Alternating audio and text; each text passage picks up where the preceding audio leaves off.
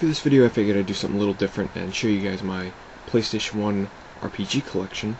Now I'll just tell you right off the bat, I do have a lot of games here, so please don't take offense if I don't mention something about like your favorite game, because I know some of you rabid fanboys out there are going to be like, you didn't mention anything about this game.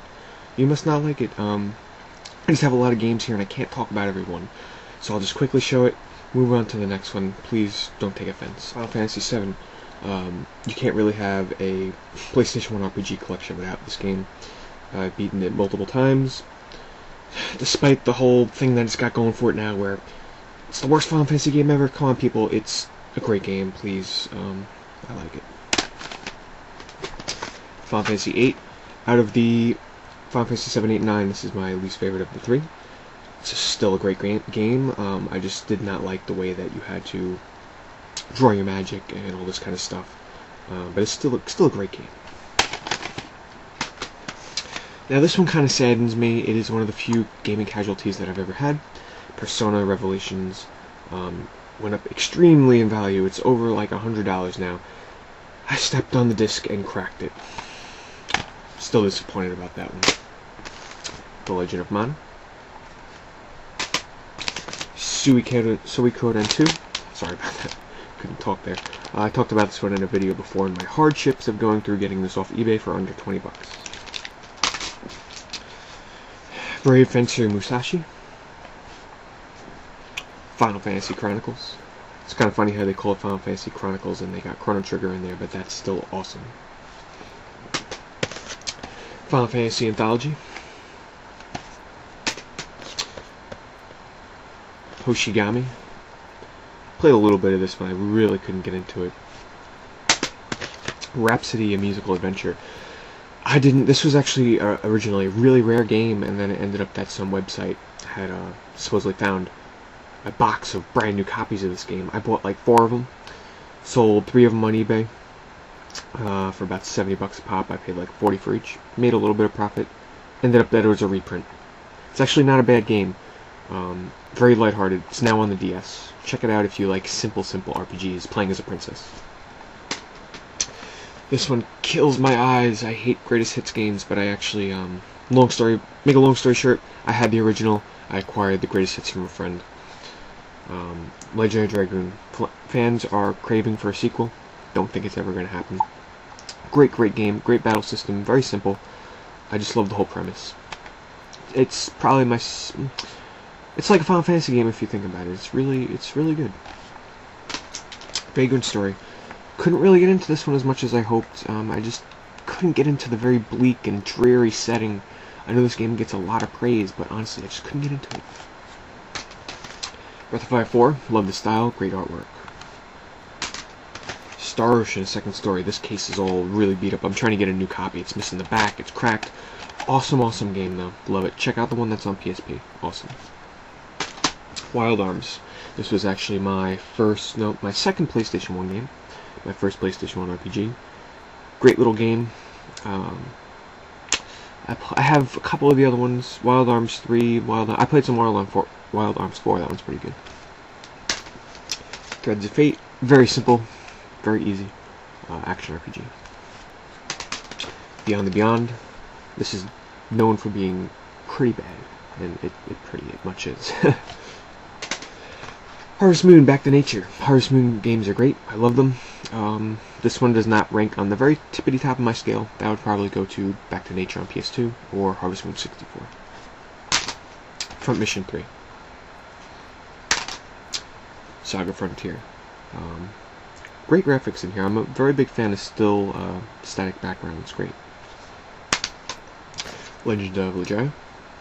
Or Legaia, whichever one you want to say. Alundra. Very shiny cover. Cool cover. Working Designs always did great covers. Xenogears. I'm ashamed to say I never beat this one. Excellent game. I got stuck on a boss in the sewers. It was like a red monster boss, like a lava. I don't know. It's hard to describe. I couldn't beat him. But this game was so unique. The battle system was awesome.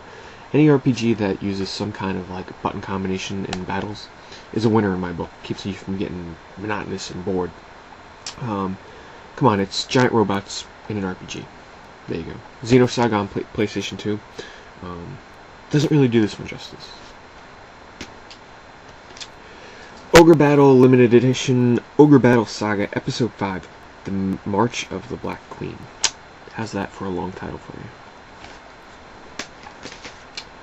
Dark Stone, one of those PS1 games that you can buy for $2. Final Fantasy IX, love this game. It might just be my favorite RPG ever.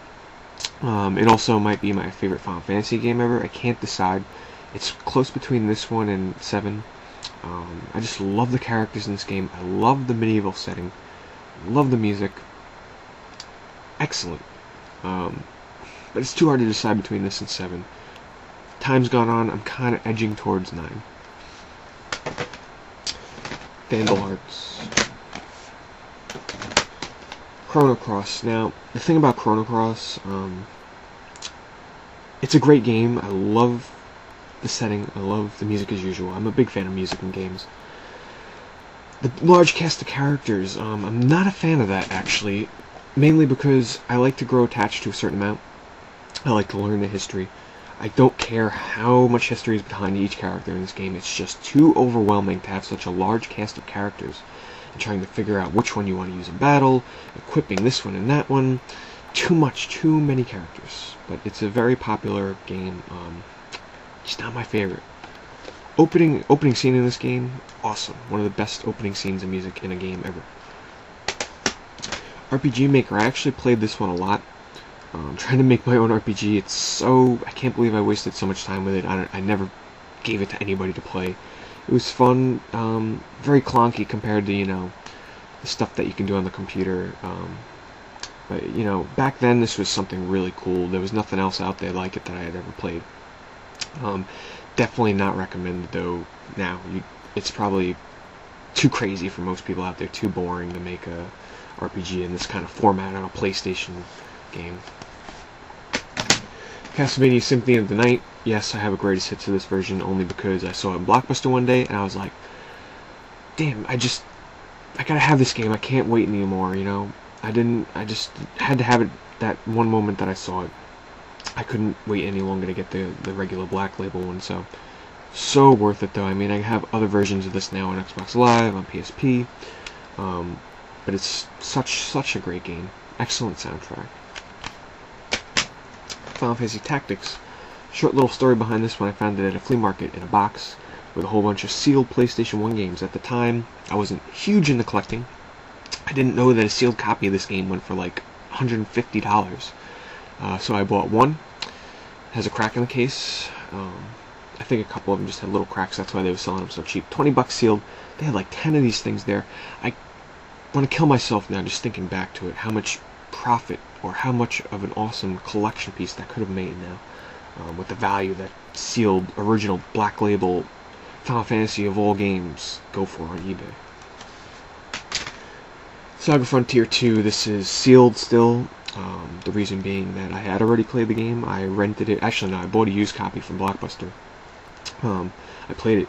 The graphics in this game, watercolored, really awesome. But the one that I bought from Blockbuster, it was defective.